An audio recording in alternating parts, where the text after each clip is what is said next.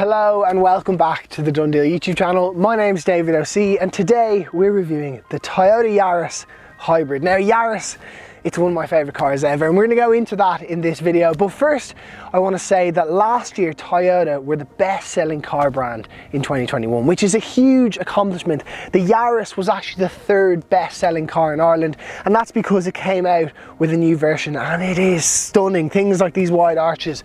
But we'll talk about the styling in a little bit.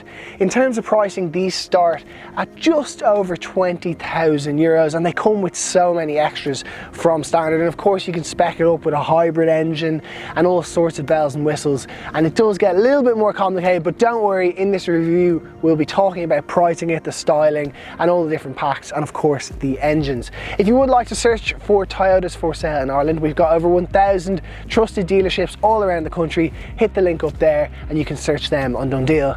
Now let's get into the review.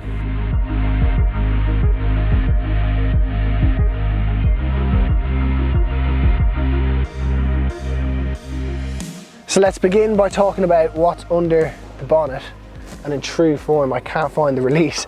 There it is! We got it! Okay, so under here you have essentially three different options. The base engine, and I love that we've kept this in Ireland, is a 1 litre engine. It's petrol, 5-speed manual, and it comes with about 72 horsepower.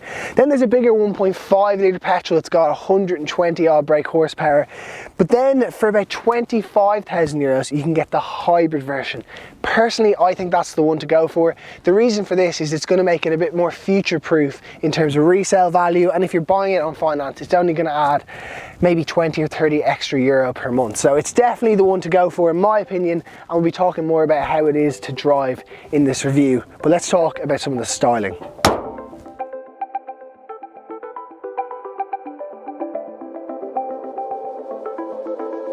Now in terms of design, it looks fantastic and we're going to do a bit of a walk around now. But before I do that, I want to say that there's a number of different trims available, and in terms of what is best for you, it really depends, and I'd actually advise going down to your local dealer and talking through it with them, because different people might suit different types of things. But long story short, in terms of trim levels, the opening version is the Aura, then there's the Luna Sport Monotone, which is what we're seeing here, then there's the Luna Sport Bitone, which basically means that this panel here goes into a different color. It looks a little bit sportier, particularly if you get white and black. That actually looks really, really cool.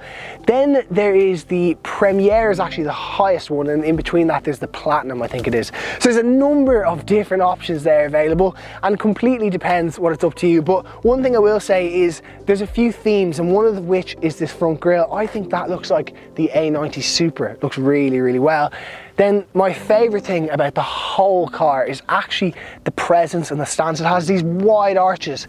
If you think of any of the nicest, most premium cars, BMW M cars, Mercedes AMG cars, they all have these big wide arches, and we're seeing this on a Yaris, and even at the rear it looks brilliant, and it just gives it a bit more of an aggressive look, which I'm a big fan of. Now from the side, I do really like these diamond cut alloy wheels. They look really, really well. And actually this panel here, the first time I got into the car, I actually thought it was going to be like a Nissan Juke or a Toyota CHR where it opens from there, but it's actually got a good old-fashioned door handle. Then this Luna Sport, I really like the black spoiler here, and again the black strip along the lights, it just segregates it a little bit and it just looks a lot nicer. Let's check out boot space. In terms of space in here, it's actually worth saying it's a little bit smaller than its predecessor, but it's also a little bit smaller than some of the competition. So the Volkswagen Polo, the Ford Fiesta have a little bit bigger of a boot. Now in terms of cubic capacity, so I think it's got 286 litres. However, if you fill it right up to the brim, you'll get about 347 litres in there. Now, all that is kind of irrelevant. Really, the important thing is it's quite a nice square shape, which means you'll fit quite a lot in, and the seats also fold in a 60-40 split. They will go the whole way down, but actually I am noticing to get that the whole way down, I have to go around here and pull the driver's seat, which is a little bit of a faff, but nonetheless, it is very, very handy. Now in terms of rear space, we're going to try and actually turn a bit of a blind eye to this, because the door doesn't open massively wide, which means getting a child seat in isn't ideal. The one thing I will say though is the ISOFIX points are very easily accessible, but you will most certainly lose this if you have child seats. Now, when your children grow up, it is pretty limited in here. Headspace isn't great, although knee space isn't bad, and there's place to tuck your feet under the seat in front of you. So in the driver's seat, this is where things get really, really good in my opinion. So this particular one is a push start. Now, to begin with, the steering wheel. Really, really like the new steering wheels in all the Toyotas. Nice feel, nice size in terms of how it works. On the left hand side, all these buttons control your radio, your music, and also your screen in front of here. And on the right hand side, it's all your driving aids, so your adaptive cruise control, your lane departure warning, all those things. Up here, the standard car comes with a 7-inch screen that has Apple CarPlay and Android Auto, so that's across every car in the range. Then depending on how you spec it, you get the 8-inch screen. I like the shortcuts on the buttons, it's really handy, so if you quickly want to go home, you can press that. It is also touch screen. It's a little bit more congested and has a little bit more going on than something in the Volkswagen group, but the more you have the car, the more you get used to it. You do actually also have to plug it in for your Apple CarPlay and Android Auto. The climate control here, it's really easily usable. You just twist these knobs, it's very handy. Another thing is there's a volume knob, which is great. In terms of the driving position, it's a Toyota, so you'll be comfortable. The steering wheel is completely adjustable up and down and back and forth, and the same with the seat. And overall, storage is pretty good too. You've got drink holder there, 2 drink holders down here, bit of storage in there. You can actually leave your phone up here, which I just think that's a nice little tidy place to put it. And then there's a small little glove box there.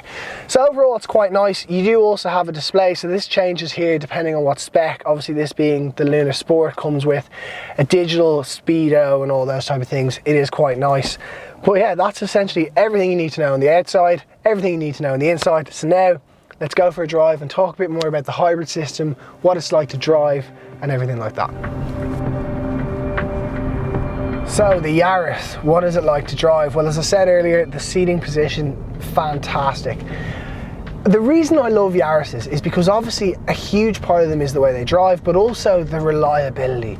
How many takeaway drivers have an old beaten up Yaris? How many grandparents have them? My own grandmother has a Yaris that has seen every curb in Dublin and nearly every wall too. It's probably had 2 full resprays and it just troops on. It's been so reliable, and to have my grandmother driving that, it's such peace of mind that every day she goes out to get the paper, it starts, and that's why I love a Yaris. But now, coming into 2022, we're seeing all this tech, and there's so much tech in it that when you're driving it, you really don't feel like you're in a Yaris.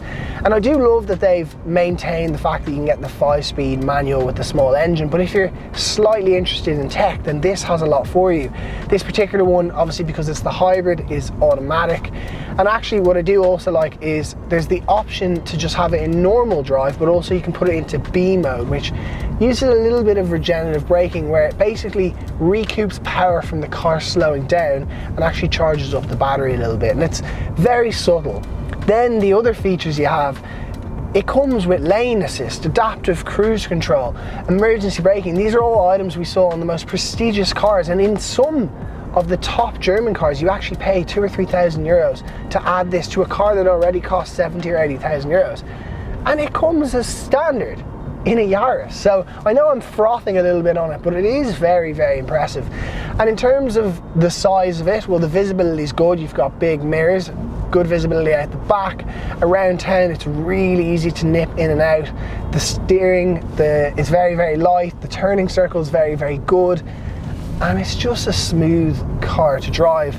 Now, in terms of the hybrid feature, so you can actually drive it in pure electricity mode, but also around town you should basically balance that, and it will work out at about 50% using the engine, 50% using the electricity and the battery, which is very, very impressive. And it's seamless, the contribution. Right now I'm not even aware of what I'm in. I think I'm in electric mode, but when I put my foot down, the engine starts up, it kicks off, and it adds a little bit more power, but it's not a drastic change, and it's very subtle, which is a very key thing when driving hybrid, because the last thing you want is it clunking in and out. And some of these CVT, which is that type of hybrid system this has, some of the older ones were a little bit clunky, but Toyota have mastered it. We see it in their Corolla, we've seen it in so many of their product range, and they've just mastered the hybrid, and they've really grasped onto that's where we are currently. Whilst the world is moving electric, still we're at a point where hybrid is very, very attractive, and Toyota have really capitalized on that.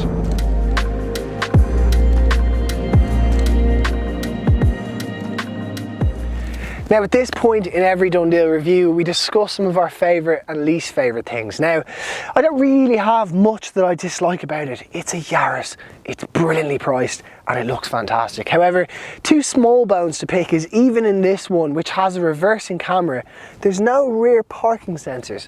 And I nearly found that out the hard way. And number two is to do with auto hold. So in a lot of cars, when you come up to a set of lights, you put your foot in the brake, you can then take your foot off the brake and it won't roll forward. However, this does. Now it does have auto hold and it works perfectly. So as you can see, it's holding me. And then I put my foot in the accelerator and off I go.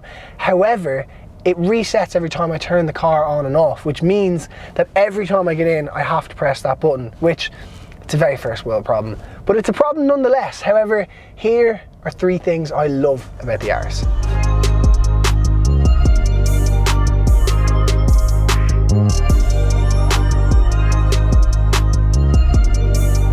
Number one on that list is that every car comes with adaptive cruise control, which means it slows down and speeds up with the car in front of you. They also come with lane assist and they come with speed sign recognition. So it means it will tell you the speed limit on that road. And to have that in every single Yaris, this is technology we were seeing in an S-Class not that long ago. So that is fantastic. Number two is to do with the hybrid technology. So I said earlier that it should be able to around town drive in about 50-50. So half the time on petrol, half the time on electricity. However, there is also a full EV mode. Now right now I don't have enough battery, but around town you could do a really, really short commute on pure electricity. And that's without any charging cables. And number three is that yesterday I actually went on Toyota's website, configured a car, and then at the end I saw the financing options. And if you buy one of these on a PCP, you can have it for as little as €170 per month. My home electricity bill is €170 a month. I should probably look into that because I think that's quite expensive, but it's very good value for a car. It's a Yaris. Last year, as I said, it was the top 3 best-selling car in Ireland, and there's a reason for that. It is magnificent. So my advice would be go test drive one at your local dealer, and if you'd like to search for where those dealers are, you can hit the link up there. Now I hope you've enjoyed today's review. If you have, please make sure to subscribe to the channel, give the video a comment, and let us know what car you'd like to see us review next, what car you're thinking about buying, and of course like the video. Thanks so much for watching, and we'll see you in the next one.